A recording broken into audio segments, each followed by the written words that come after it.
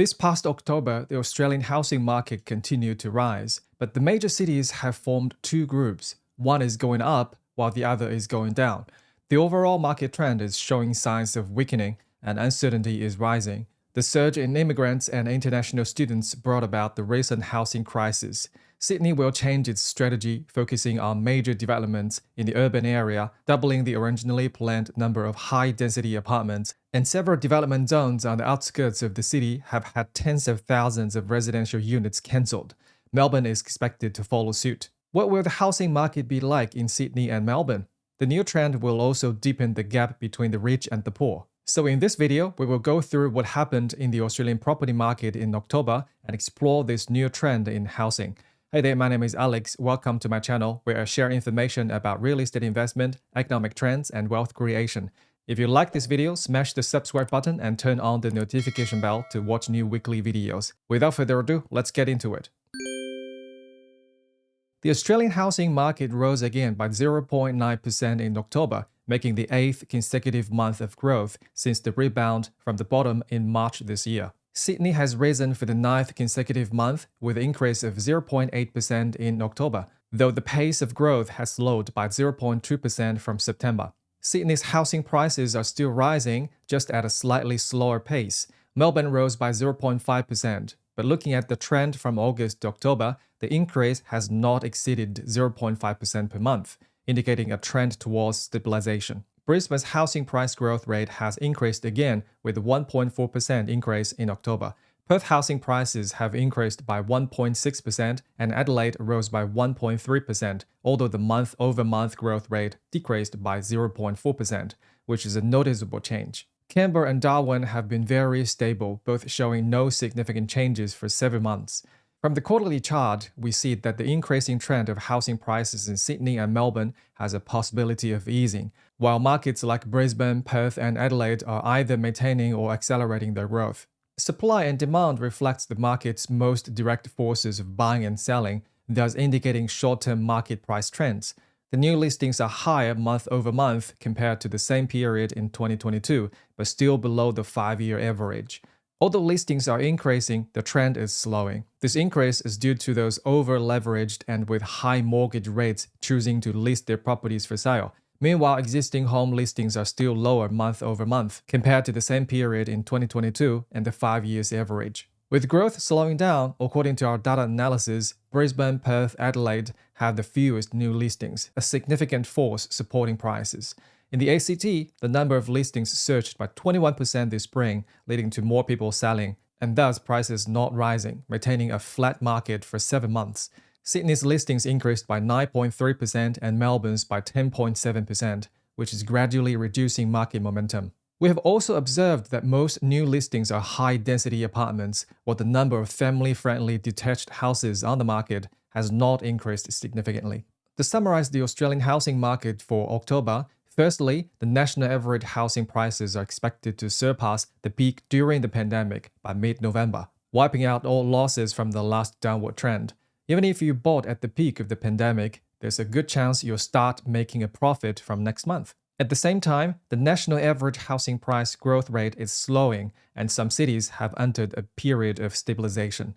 This is mainly due to an increase in listed properties for sale, worsening affordability due to rising prices and high mortgage rates. In October, except for Darwin, all other cities recorded price increases, with Brisbane, Perth, and Adelaide leading the growth in Australia. My view is that housing prices and rents will continue to rise, diminishing the wealth of those who haven't bought a property while increasing the assets of homeowners as housing prices climb. In the short term, the forces on the demand side are unlikely to change fundamentally until the barriers to enter the market are lowered. For instance, continued population surges, which brings sustained demand for housing, or financial subsidies and tax reductions, expansionary monetary policies, lower interest rates, as well as easier credit and increased lending capacity. Without these factors, it's difficult for the demand side to see a fundamental improvement. Although homeowners may see their wealth grow, the current political and economic environment are fostering a new future trend, leading to a wealth divide among property owners, which in the next few years could very well determine whether you can profit from real estate investment.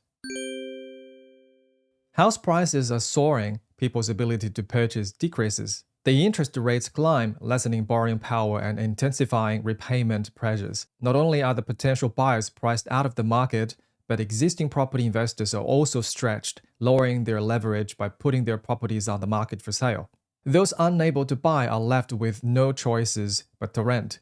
Since Australia reopened its borders over a year ago, an influx of new immigrants and international students has surged. In the 12 months up to September this year, 500,000 people arrived in Australia. The demand is up there, but the housing supply can't keep pace. The Australian Bureau of Statistics reports that in the second quarter, only 25,000 new home constructions were commenced and 27,000 were completed. And the trend shows a decline in commencements over recent quarters, with just 100,000 new homes started over the past 4 quarters. Where will these 500,000 people live? And this doesn't even consider the housing needs for local Australians' growing families. So a rental crisis has emerged in Australia. Statistics show that for the past 39 months, average rents have risen every month. The situation is so dire that locals can't afford to rent. We often see news about those forced to move to distant suburbs or even live in caravans. It has become a significant social issue. So how will the Australian government ensure its citizens have roofs over their heads? Let's take Sydney as an example. The New South Wales government has promised the federal government to supply 375,000 new properties to the market over the next 5 years. That's an annual completion rate of 75,000 properties. This translates to nearly 8.75 properties per 1,000 people each year. However, in almost 40 years since 1985, only 2019 had seen completion rates surpass this figure. To meet such ambitious targets, the New South Wales government must resort to extraordinary, almost radical measures. Their solutions involve 1. Halting the city's geographical expansion, 2. Developing high-density apartments around metro stations close to the city, 3. State government-enforced building approvals and pre-approved building designs. The development zones in Sydney's northwest and southwest have been expanding for over a decade, continuously pushing the boundaries of Greater Sydney. Infrastructure costs associated with such expansion are precisely what the government is now reluctant to incur.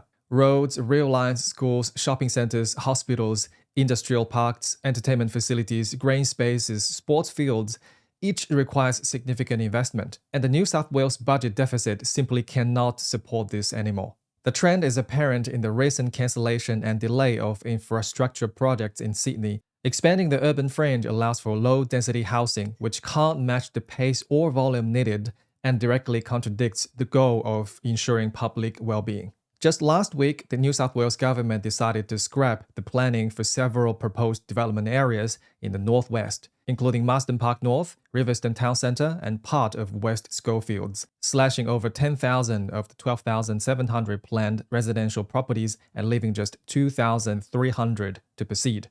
The official reason given was the flooding risk in those areas. Whether it's due to flooding risk or not, I can't say for sure, but what's clear is that the government will save a substantial amount in infrastructure costs. This trend is set to continue, signaling a likely end to Sydney's geographical expansion. The only option left of providing more housing is constructing high-density residences, namely skyscrapers.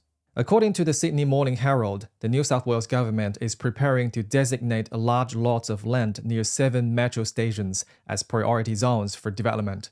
What for? You guessed it, high-density apartments.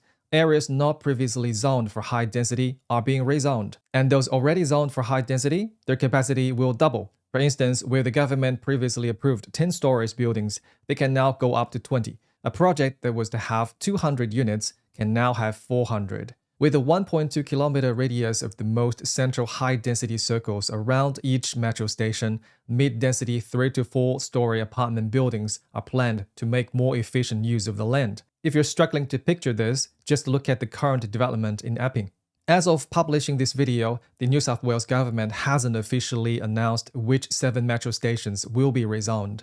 But from my research, I believe the following areas are likely candidates: Cherrybrook, Macquarie Park, Crow's Nest, Avley, Westmead, Parramatta Road, and Camellia.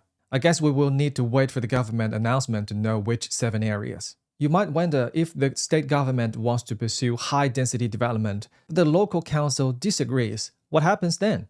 Normally, councils would have a say, but this time, the state government has played its political game well to clear any obstacles, making decisions at the state level regardless of local opposition. If it comes true, residents near these 7 metro sites and those wanting to buy homes here should carefully consider their options, as local residents' opinions can no longer halt high-density development. The state government will also pre-approve designs for mid-density 3 to 4-story apartment buildings, which developers can then purchase and modify slightly before construction begins. This streamlines the process significantly, reducing the time for application approvals. My concern is whether these mid-density apartments within a 1.2-kilometer radius of the metro zones will all end up looking the same. Moreover, state-led development approvals will include a 15% quota for government-subsidized affordable housing. So over the next 5 years, not only will we see a flood of apartments, but these affordable housing units will be among them, unavoidable for home buyers.